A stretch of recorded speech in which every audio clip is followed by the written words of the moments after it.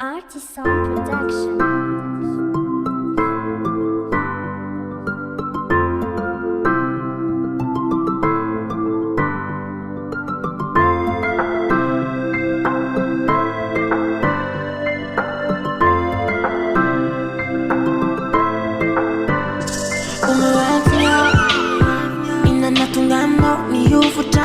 As I feel I am now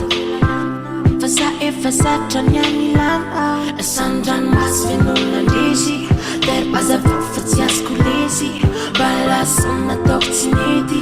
Fa ezakao miovana I'm just scared Torosiwa trangako Tsy ante Ifiarana roa Ezakao anao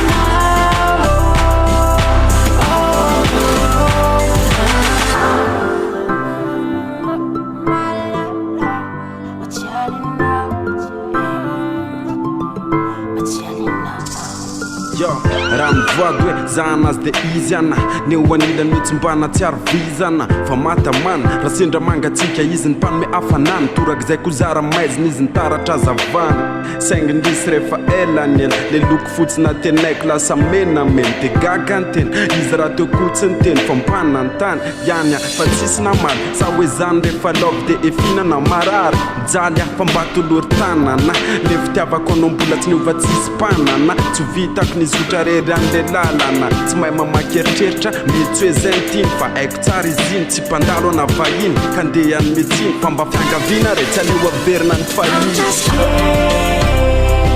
Torosiwa trangako Tsy ante Ifiarana roa Ezakao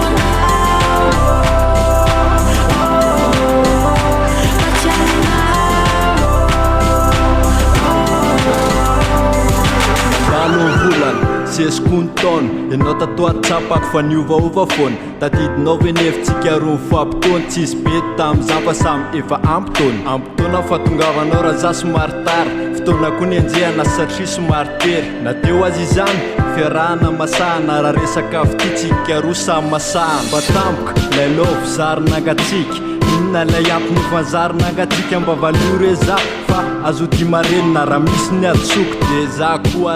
arenako ianao karadiso anaro afy ianao tokany mamy miantso anao hoe roa ka tsy foko raha eny akafa no andeha antsampy raha misy mpangatsapanao de ho fenoko se tsy ampy